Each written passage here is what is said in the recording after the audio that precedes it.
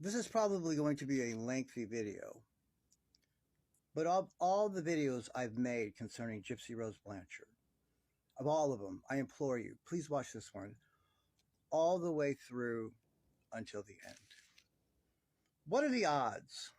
What are the odds that the only case in all the history of American jurisprudence, the mastermind who hired Nicholas Godejohn, a hitman, to off her family member, what are the odds that when they get caught that she gets the lesser sentence and he gets life in prison with no parole? This has never ever happened before.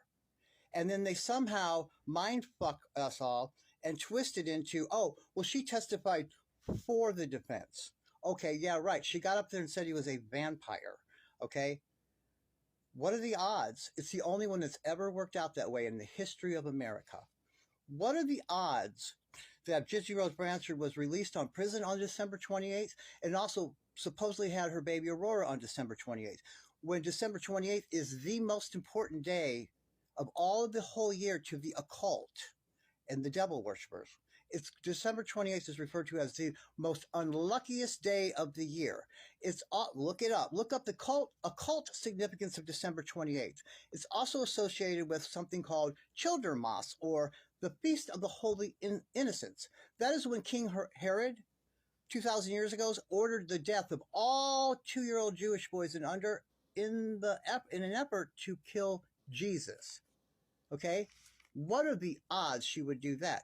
What are the odds that Dee Dee Blanchard is the first person ever to not necessarily be diagnosed, but to even be hinted at as having Munchausen syndrome by proxy, and abused her child like that without even being questioned once, and doing so and never ever mentioning it prior to them being dead? All done post-mortem.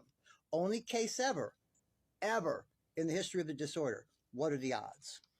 What are the odds that in Missouri, only 8% of people that come up for parole on murder, only 8% successfully have it granted and get out? And you know what they all have in common? All of them. 0 violations. Gypsy Rose Blanchard, on her first time, had over 10 violations in writing. That's the ones that, and that's not including the ones that they covered up and didn't mention there. Okay? And she got out the very first time. In the whole history of Missouri, it's never happened before. What are the odds? What are the odds that Gypsy Rose supposedly has her last period in the middle of April, and that she says the very first week that she and Ken got together, and she dramatically told us, I made love to Ken and Ken only on this day, that day, this day, the other, and that day? What are the odds that the first encounter in there, on the 124-hour period that she ovulated, that she became pregnant, when we know that she says she also just left the fertility specialist who said she's probably going to have a difficult time conceiving? But the very first time they get together, she gets pregnant. What are the odds? Oh, I know, it's because Ken's just got that potent magic sperm, right? I'm sure that's what it is. What are the odds? What are the odds that the only case in the history of all divorces that we can find, me and my colleagues in America, that a baby that's supposedly due in a divorce settlement where paternity is in question and the presumed father, they're saying, is not the father, would they have not continued? They did not continue the case until after the baby was born, so they could get an actual specimen and DNA profile from the actual baby. Instead, they mind-fucked all of you and tricked you into thinking that somehow they got a skin cell from the father and a skin cell out of the mouth of the mother, and were able to determine what the baby's DNA profile was to match the 3 up to make sure he was the father. And you all bought it.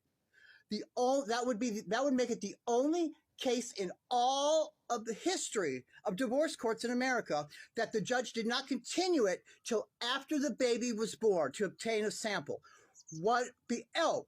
Not to mention, it would also be the only case in the history of divorce in America that the judge, say they did find out, say Ken was the father, and he did accept that non-invasive test. It would be the only case in all of history that they've ever accepted non-invasive case in order to establish paternity legally.